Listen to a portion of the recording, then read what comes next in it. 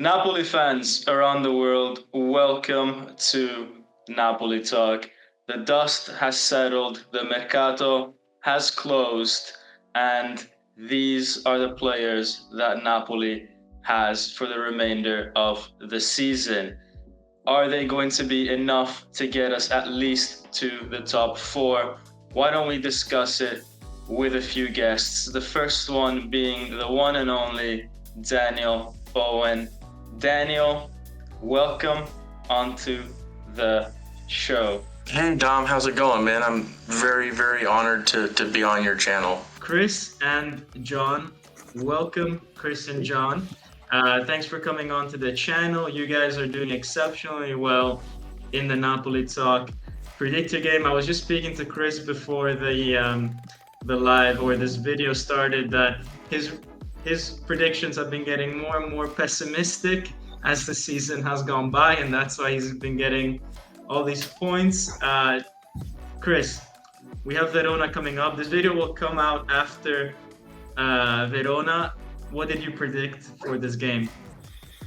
I predicted a tight race. Obviously, I'd hope for like a 3-0 result for us, but I did pick 1 goal for us and 0 for them. So I was hoping 1-0. That's what I predicted. But yeah, again, obviously, I'd love to be wrong and we get a good score and get some confidence in us. But 1-0. Yeah. That's what I'm saying. And John, what about you? I went back and forth a few times. I kept changing it, and I finally ended up on 2 for us and 1 for Verona. How did they do that? Oh man, I mean, I think at this point I've finally adjusted to the way the season has been going. It was hard at the beginning, to be honest. I mean, such a high, and then the low came quick, man. It wasn't like it was weeks into the season. You could see it within the first month that we just weren't the same team. And you know, Garcia just he was just trying to duplicate something that was impossible to duplicate, in my opinion. I just think he was a really bad decision, you know, hiring that guy. He just didn't have the experience as a winner already, and wasn't really a good motivator from what I saw either.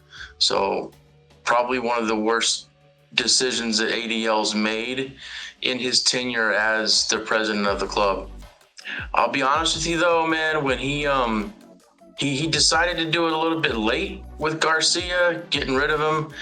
And then when he picked up Mazzocchi, I really thought at the very beginning when we saw that Garcia was out the door that Mazzocchi was going to be one of the guys that he considered, only because I knew it was going to be temporary. And he probably was just trying to find somebody that could motivate the players and see if he could just get points and get them back on track just from a motivational standpoint, because you could tell the players just weren't into it. And you know, it hasn't worked out as well as a lot of people that were supporting the decision of Mazzocchi to come in. But I do think that Mazzocchi has really had a lot of issues to deal with, from injuries and just the environment in the locker room and all the chaotic things that have happened this year with players and the club. And I mean, we could talk about that for a week, everything that's went on this year.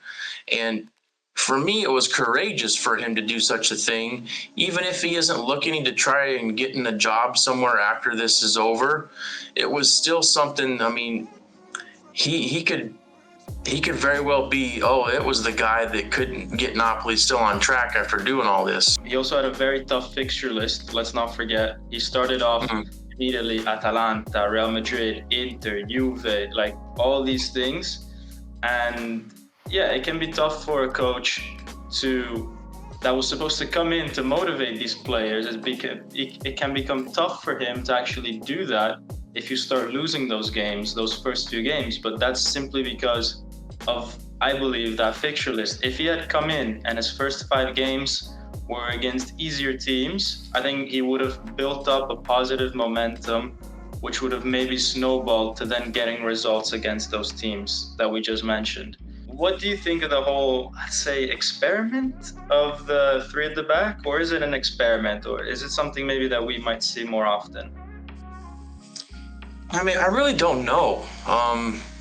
Especially with how the Mercato went, what the future of the rest of the season holds, it's really hard to judge. And from the things that Mazzocchi has said, you feel like he's not wanting to really tell anybody really what his plan is either. I think that maybe he wants to keep the other team, the opposition, on their toes, not letting them know what they might do, just to try to have some type of tactical advantage. But I'm gonna be honest with you, we all want to see beautiful football, right? But I think what's most important right now for the rest of the season is to get as many points as we can to try to get to that fourth spot. I mean, we're pretty close to the fourth spot, and I want to see beautiful football like everybody else does, but I would be willing to sacrifice that just to get to that fourth spot so that the Champions League, is still in the cards next year. And if we can't get to that fourth spot, it's going to be hard to recruit, to retain players. We might even have an issue trying to get a good coach if we're not at least playing in the Champions League, especially if Conte is one of those guys. He's not about to go to a team that's not in Champions League, How I felt was Elmas was like a awesome tool that you could fit in anywhere. Yeah, whenever you need him in the 60th, 70th minute, he was there. This year, not so much. They just seem to never really substitute him enough or start him enough. So for me, I'm not too disappointed in Elmas, really. Elmas, big fan of him. I really enjoyed watching him play. It's unfortunate that they let him go. I don't think he got enough playing time. Obviously, he wanted to leave. But I think that might come back to haunt us. Well, honestly, I think that Elmas was a player that probably deserved to be a starter, and he never really got that role. So you feel good for him when he was leaving, but like you said, he's not even playing regularly now, so maybe it's not working out for him too well. But for the club in itself, I mean, we got 25 million for him. You know what I mean? I think that's a good amount of money for somebody that was pretty much our super sub. And I'm not upset with his departure, to be honest. But where's the replacement? I mean, I don't think Traore can really be the bona fide replacement. So is he really, is he going to be the guy? Are we going to keep him after the loan's up, or are we going to look for somebody else? I don't know. We'll have to wait and see about that. But speaking on that, when we talk about Elmas replacement, what position is that? Like that, because that's always been the issue with Elmas. So, okay, Elmas leaves, you need a replacement, but in what position? Was he a left winger? Was he a right winger? Was he a midfielder? Was he a number 10? So it even causes the question of how do you replace Elmas? Because it's difficult to find a player that is so versatile. But also it could be an advantage to not have a direct replacement for Elmas, because Elmas was causing a lot of headaches for coaches. Where do you play him? And so is it maybe better to get rid of that player and buy someone a bit more specialized? I got an idea who Elmas's replacement is. Lindstrom. Yeah. Oh man, another topic. That's a topic for another day. Yeah, you know what? I think more playing time will do him well, and I think with the guys that we brought in, they're going to be starting ahead of him. So give him an opportunity to get on the field, to get some games in, and then let's reassess next year. Right? It's a 6-month loan. This year has been just the way he was coming along there right near the end, right before we transferred him. Like I don't know. I feel like we finally gave him some time and room to grow and give him a chance, and he proved himself. And then right away you toss him inside. It was funny. I imagined we would have. I don't know. We would have kept him. I didn't really imagine that we would just get rid of him. But yeah, I don't know. It was a bit of a shock to me. I do like the guys that we brought in. Just on the onset, I've kind of been watching some highlights of them and their play. The guy from Verona, Ngonge, I can't say his name. Ngonge. Yeah, Ngonge. Yeah. I thought great dribbling skills. There's that highlight of that bicycle kick that he scored that goal on. I'm like, wow, that's impressive, man. That's talent. So he looks promising, and I really liked his highlights. I liked what he can do. Kind of reminded me of Guevara with the dribbling skills and the and the deacon around players. So high hopes for him. But I'm gonna try to tame down the hopes. I don't want to get too excited, but that's kind of what my thoughts are. I really Ngonge, sorry. I was gonna say this immediate match will maybe he'll show up and show us really what he can truly do just for this against Verona. How did I do that? So I was excited really to see him the most right now, and hopefully he gets a good amount of playing time and we can really see what he can do. But I'm excited. We grabbed a few players and we can see what we can do with it. And Ngonge is the only player that we really put in the money for. Everybody else is kind of on loan. So that's the player that Napoli was really convinced about. And the other players, it's more of a let's see if they fit in. Let's see what their fitness is about. Let's see if they would work in the 4-3-3 or 3 at the back or whatever the case may be. Yeah, for sure. I mean, you could see the energy that he has the second he stepped on the pitch in that first game. I'm hoping that there's a place for him to play a lot, though. And, he's not going to play a lot on the lefts. He's not going to play a lot in striker. So for me, Politano's a good player, but Politano is so limited in what he can offer. So it would be nice if somehow Ngonge can get over there and play that position, as his main position, and Politano can be, the guy that gives him some rest and, be like a super sub. I like Politano as a sub. He has a lot of energy when he comes in. And the other thing about Politano, man, is you can tell that he's gassed by the 75th minute every game. He runs a lot.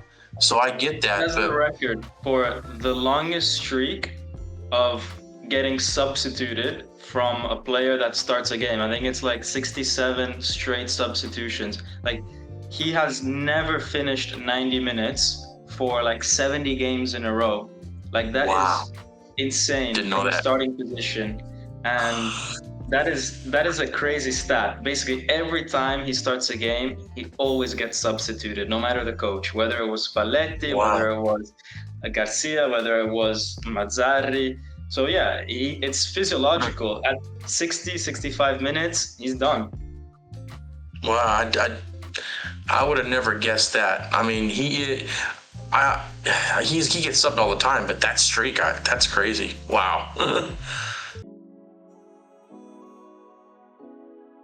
But I love Mazzocchi, by the way. His energy, and how can you not love a homegrown guy? He's Napolitano, man, and it's always nice to have 2 or 3 of those on the team. He's a versatile player, can play on the left, can play on the right. I don't think he's necessarily a Di Lorenzo replacement, because actually in the way that we've seen him play recently, he's played with Di Lorenzo on the same team. And it's either been he goes on the left and Di Lorenzo on the right, or he plays the 5th in the back 5 and Di Lorenzo plays as one of the 3 center backs. So people thought that he was coming in to replace Zanoli as a sort of backup to Di Lorenzo. Instead, he's actually another player that can play alongside Di Lorenzo. And I think that says a lot also about Zanoli, the fact that Zanoli was never given a chance to do that, but Mazzocchi is. So it shows how much development work Zanoli maybe still has to do. Yeah, I think exactly that, Dom. It's unknown next year. We don't know who's going to be the coach. We don't know who's leaving, who's coming. There's the whole Osimhen thing that he's done at the end of the year. We can chat about that. I'm not too happy about the comments he made.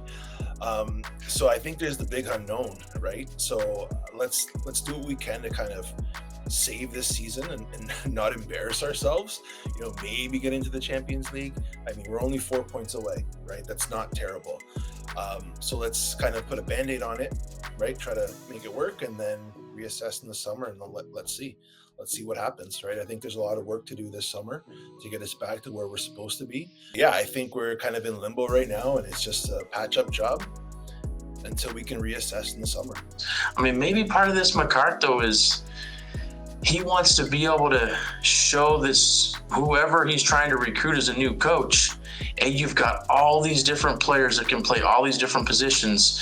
Laurentiis has never been this aggressive in the January transfer window, not even close to this. Yeah. So I think that he's trying to think about the summertime and what coach is going to come forward and say, okay, I've watched you guys, these players, I like this guy, I don't like this guy, this is what I need, this is, you know what I mean? I see the different formations that you guys are, this is what we need to do, because I've seen your players do a lot of different things and play in a lot of different positions. So I think maybe that's part of the strategy too that ADL took with all these players that he's been getting. So like at the beginning, I was a little bit more pessimistic with Napoli right now. So I'm feeling a little bit closer to 40 or 50. Really, I'd like to see how the transfers do, but just our current form, if it just continues this way, I just can't imagine we're gonna really perform well enough in the later part of the season and really do something with it. Like now I'm kind of feeling a bit like 5th or 6th place, but really hope I'm wrong. I really hope they turn around and maybe they could get a spark out of the new guys, and really Osimhen, like when he returns too, if hopefully he's healthy, and because I know the last few times he's gone away for international play, I don't know, COVID or he gets injured or something. So I hope he comes back healthy and cheerful right after the AFCON, and then he could pick up and continue on his really help Napoli out.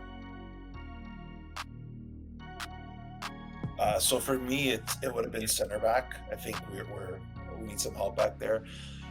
Yes, Ostergaard has been playing great lately, and I'd like to see him get more starts.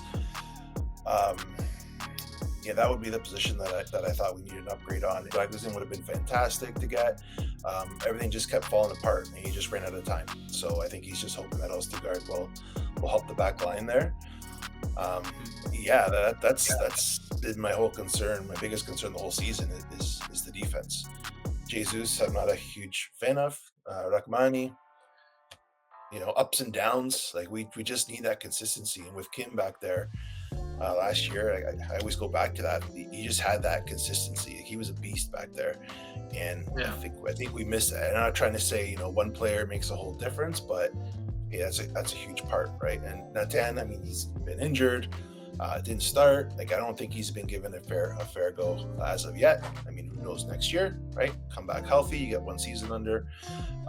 It may prove us wrong, but to me, that was the position we needed to get better at. Yeah, so really in the past years, we've had Koulibaly be our leader and center back, and then right as he departed, we thought we'd be missing something, but Kim stepped up, and just like you're saying, yeah, beast. He was unbelievable back there and kind of led us to have let rep, have so many clean sheets and have such a beautiful season last year. So it sucks that we lost him.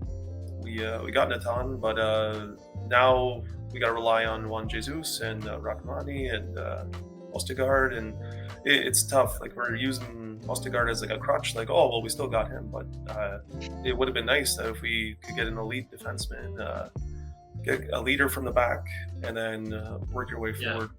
But I'm not complaining about the Mercato, to be honest. I've never seen ADL be this aggressive. I think he's serious about trying to do something to get the team to top 4.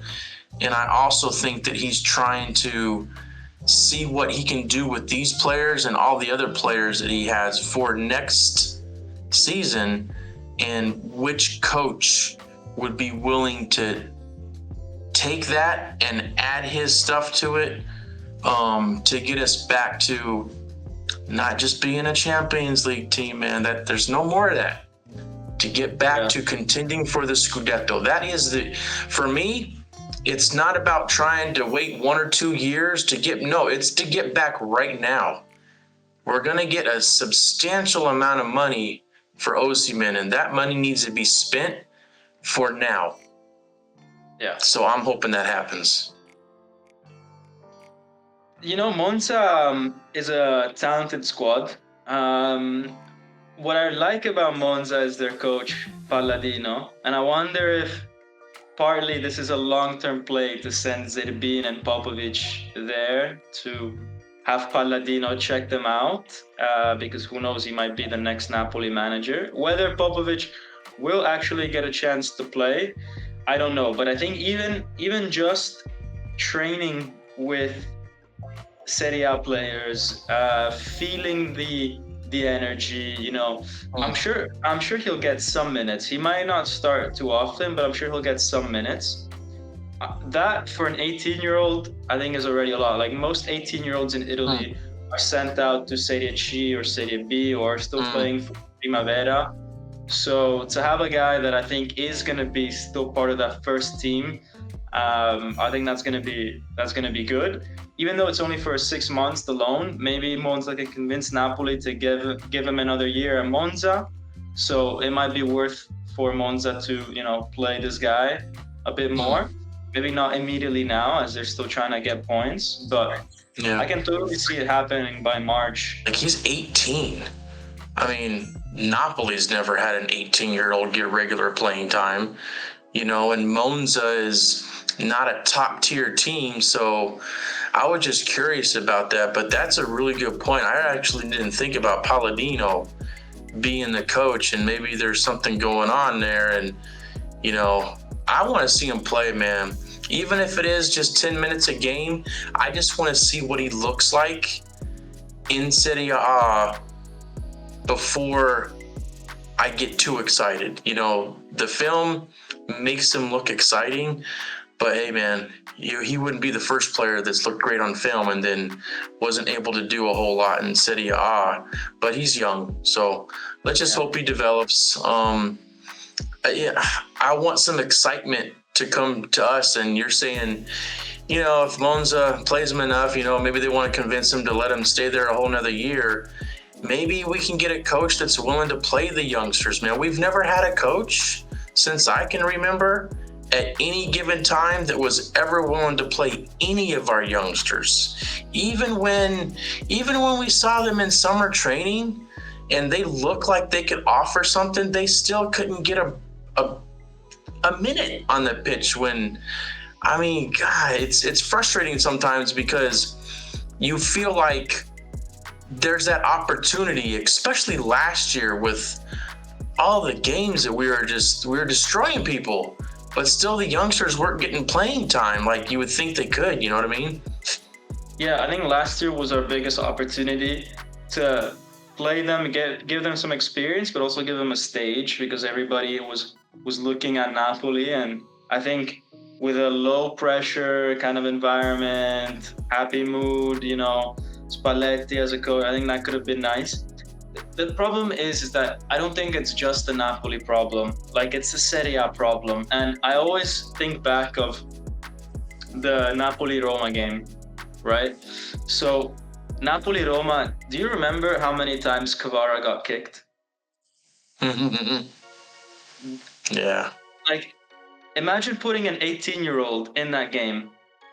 Like, the Serie A is a league of butchers. An 18-year-old in the Serie A gets destroyed, in my opinion. Especially in a team like Napoli, where other teams know that they might not match us in terms of quality, so they have to bring their, hammer time game. Like, okay, we're gonna go. We can't outplay Napoli. Let's be more physical than them. I think for an 18-year-old, that's super tough to go and handle. I mean, they just don't have the physical structure or mental capacity, I think, to handle that. When I think you play for maybe a Monza, for example, there will be teams that will think, all right, we don't have to go out there and get 20 yellow cards. We might actually be able to play around Monza. So I think the game is a bit less aggressive. It's a bit more Yeah. on an equal playing field, and I think a young player has a better chance to get that experience and slowly develop there. Yeah, maybe he'll get kicked once or twice, but he'll get kicked 20 times if he plays for Napoli. Well, number one, I hate that he's there. I'm not gonna lie, but he's there, so he's gone this far. To me, I hope they win it, and I hope he comes back energized, full of confidence, and just starts filling the net with goals, because we need that. So yeah, at the start, wasn't happy he's gone, but at this point, I'm rooting for him, and I really hope kind of boost his confidence, and like I said, comes back and score some more goals. Like get back to last year, he led the league in goals, and we need that. We need that connection with him and Kvara again. Like that was our saving grace last year, and it's non-existent this year. So whatever it takes to get him back up, I'll take one for the team. Let's say go out and win it and come back and see what you got. I hope when he returns, it's not. He still has the drive. He still wants to prove himself. Because if he is leaving the team and he wants to try the transfer market, and they're someone's going to pick him up, he'll want top dollar for sure. But he has to prove himself that he is worth that top dollar. So far this year, it's been off and on, not really consistent goal scorer like he was last year. So no matter what, if he stays or goes, I want him to perform his best this year, and then I guess we'll see how it turns out. But I hope it's not true. I hope he could stay for the following years, but we'll see. I don't know, the agent, like the problem with the agents, with Kvara's agent, with his agent, I don't know. Now it's just too much interference with the team, and that's why I actually don't mind that the AFCON did happen now, because it gives them some space from the team, and there could be some negative effects from the comments for sure. I would prefer him getting out of AFCON with confidence and really help perform for Napoli, really. So based on the comments he made, it sounds like he doesn't want to be here. He wants to go to the Premier League. So if you don't want to be here, I would take the money. Take the 130 million. Let's find a replacement. That's a lot of money. It's just like Koulibaly. He left, and we got Kim as his replacement. Everybody's replaceable. We obviously have that connection to Osimhen. He won us a Scudetto. Everyone loves him. But those comments didn't sit well with me. I mean, if he knows what he wants to do next year and that's stay in Napoli, then he should have said that. The fact that he didn't say that means he's gone, in my opinion. And I mean, you're playing for Napoli right now. We're not doing the best. There's a lot of pressure. There's no need to say those comments, right? I just thought that was not a good look for him. It's a toss-up, but I still have the love for him because of the Scudetto win. But to turn down 130 million, if he is worth that by the end of the season, it's hard to say no, because we can restructure so many things, fix so many holes that we need filling right now. It's tough to say, and sometimes his attitude irritates me, the way he screams at other players on the field, and just his outbursts and stuff. I find this year I've noticed a lot more than in the past. It's affecting me where his consistency hasn't been there all year, and then he makes these comments, and then I don't know. It's hard for me to keep wanting to keep him on the team if this is his attitude towards Napoli. You play for the crest, and you that's it. It's tough. Either way, I think I would be satisfied. I just wanted to play his heart out, play very well the rest of the season, and either deserve the money so we could get more money from the contract, or if he stays, he's going to be fourth or fifth year now. So next year. So it'll be nice to have that established striker continue on. So either way, I think I'm okay. I'd say the transfer is now a little bit more preferred, just making those comments, and I don't want a tear in the locker room really anymore. Napoli will want to sell him, because the thing is that I don't think they can sustain 10 million a year for too long. So I think this was a renewal where it was like, okay, Osimhen, 10 million a year for these 6 months, so that you're happy, so that you can go and negotiate a good salary for yourself when you leave the club. But we need the 130 million this summer. Thank you very much. Off to the next one. So that's going to be a very, very interesting thing, and there's going to be a lot of managers that are going to be looking at that, and some will be quite happy with receiving a bag of money. Others might have maybe preferred to keep Osimhen. I think it really just depends. For the Champions League, I don't mind it too much. We'll see how we do, but I'm not too confident in it. As for the rest of the season, I would still like to bring him in. We have all these new players I'd like to really experiment with. Hope they could check out formations, check out their skill levels, see what we really have by the end of the season. I still think we need to strive for that fourth place at least.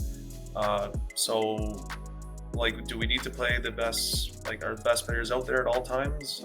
I'd hope so. But I'd like to look more to the future. Zielinski's not part of our future. Maybe we treat this as like a season that's just a bit of a rebuilding, learn what we got, and then see what we do with the Mercato by the end of the year. But yeah, I wouldn't mind Zielinski getting in there for the tougher games, and we know what we have with him.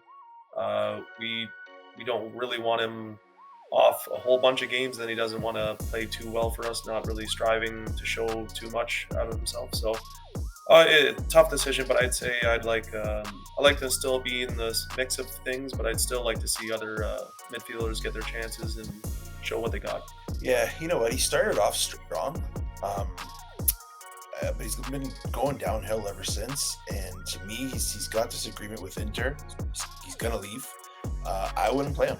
I think we focus on next year, the remainder of this year and next year. We've got some new players in. Just like Osimhen, you don't want to be here. You've signed. We tried to negotiate a contract with you. I think we offered him $5 million, and he took 4.5 with Inter. So clearly, he doesn't want to be here. So have a seat. Definitely want to see a new manager at the helm there. As for who, I don't know. Pray Spalletti turns around and comes back, but we'll see. I'm just hoping for a good future for the rest of the year, and we'll see where we're at by the end of the year. I just want to see some promise from new transfers, some players, and get rid of the ones that don't want to be here, like John's saying. Yeah, wouldn't mind if we just get that nice tight group that wants to play for Napoli, really wants to play their heart out, and hopefully we see something good for the rest of the season, and that's it. For me, at this stage, we need the experience. So I like the Mourinho. I wouldn't mind seeing him come in. Conte, I know he's rumored to go to Milan, but I mean, you never know. Maybe we can go in and sweep him out. Pioli, I mean, he's done great at Milan. I mean, not the best last couple seasons. It's kind of been, got a bit downhill. But to me, we need the experience. I think De Laurentiis has to go out and get someone experienced that he can work with. And I think that's the hardest part, is somebody that he can work with. That's my opinion. Get the experience, get a proven winner. We need that. We need that right now. Either way, I think a lot will depend on whether we get Champions League football or not. If we get Champions League football, maybe we can get a Mourinho, a Conte, all that stuff. Otherwise, if we get Europa League or even worse, Conference League football, then I think it might turn out to be one of the other coaches. Anyways, guys, thank you for joining. Anyways, Daniel, man, it's been a pleasure. As always, guys, Forza Napoli sempre. Ciao. And as always, Forza Napoli sempre. Forza Napoli sempre.